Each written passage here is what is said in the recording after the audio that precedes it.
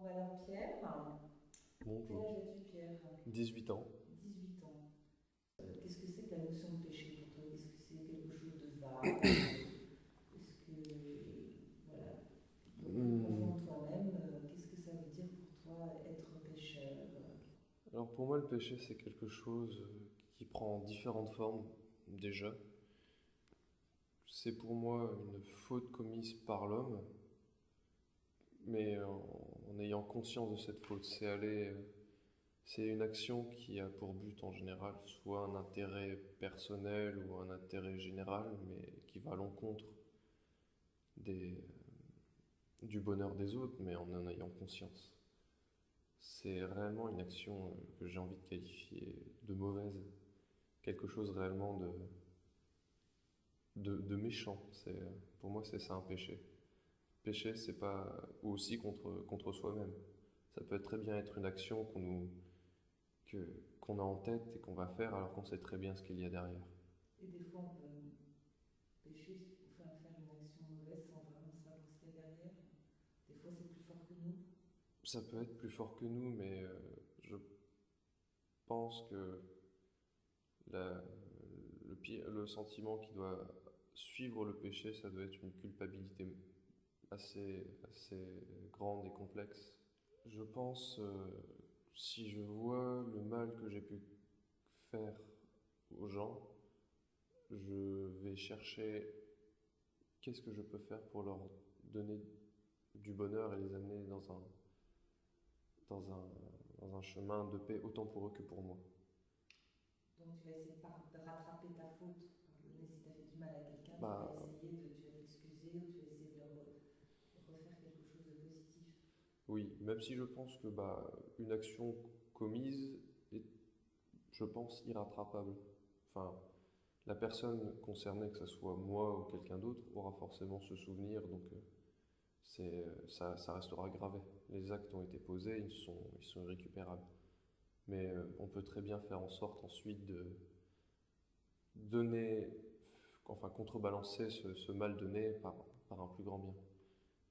Quand je fais une action, j'essaie toujours de penser qu'est-ce que ça va apporter à moi comme aux autres, pour voir les points négatifs comme les points positifs.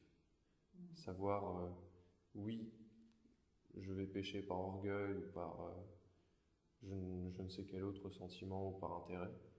Ou alors me dire je vais pécher, mais derrière je vais peut-être apporter quelque chose de plus grand.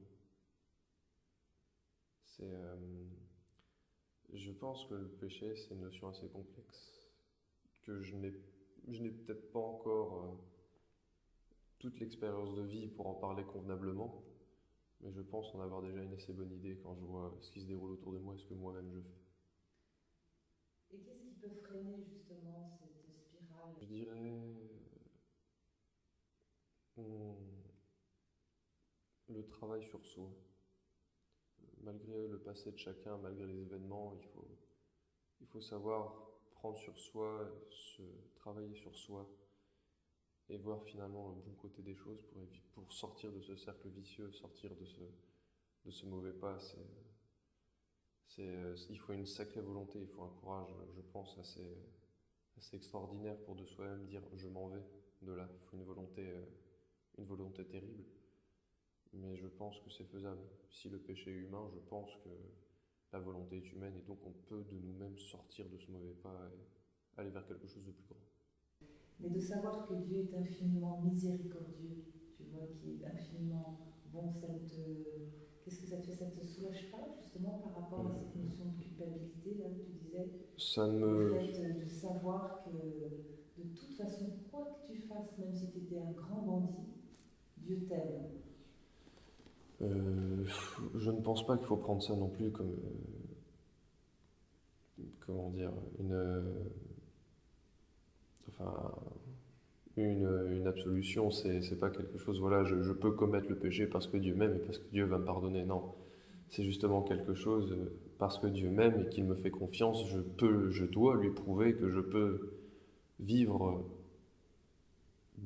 bien et même si je pêche, que je peux vivre mieux. Mais il faut pas, je pense pas du tout qu'il faut se dire Dieu m'aime donc j'ai le droit de pécher. Parce que je pense que même si Dieu est miséricordieux, pardon, dans son amour infini. Je pense que des fois, il doit être quand même en colère contre certaines de nos actions ou de nos pensées.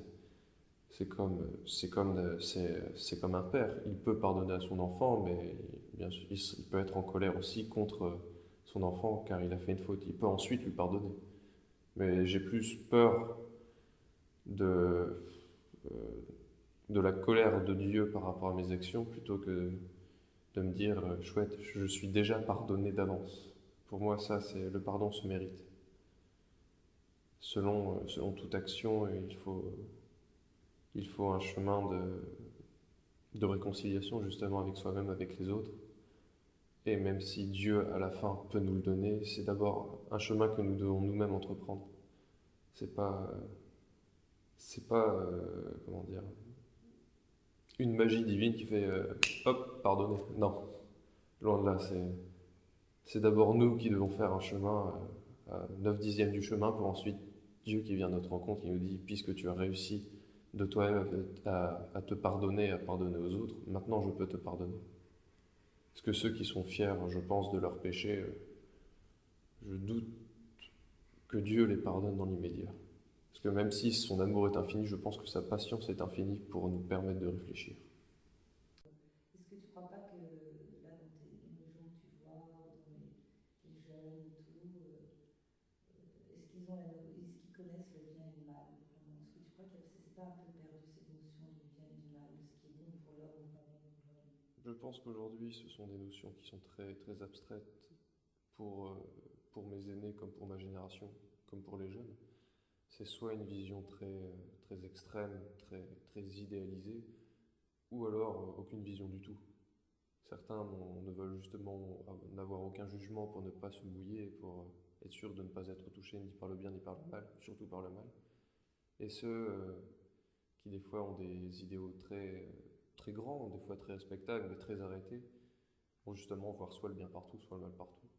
C'est quelque chose, je pense que on peut jamais avoir une notion très définie du bien comme du mal.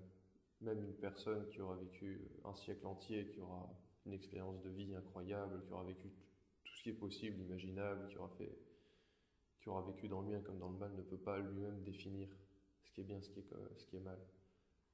Pour nous-mêmes, par rapport à nos idéaux, à nos intérêts, à notre culture, à notre passé, on peut peut-être définir un semblant de bien et de mal, du moins des limites assez floues. Mais je pense pas qu'on peut dire ça c'est bien, ça c'est mal. Il n'y a plus de, de comment dire, ce n'est pas une, il n'y a pas de frontière réelle. C'est si facile de tomber dans l'un comme dans l'autre, même sans s'en rendre compte, que je pense pas qu'on puisse réellement définir le bien comme le mal. Est-ce que tu penses que tu as une âme qui te relie à Dieu? Qu'est-ce que c'est pour toi avoir une âme? Une âme pour moi c'est déjà avoir un cœur. Un cœur pour les autres, pour soi-même, pour Dieu.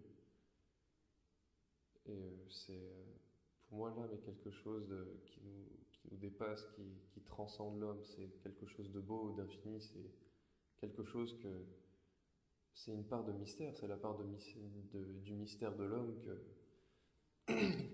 on n'arrivera pas à comprendre avant je pense, quelques millénaires. Et mais c'est quelque chose de beau, une âme. Je pense que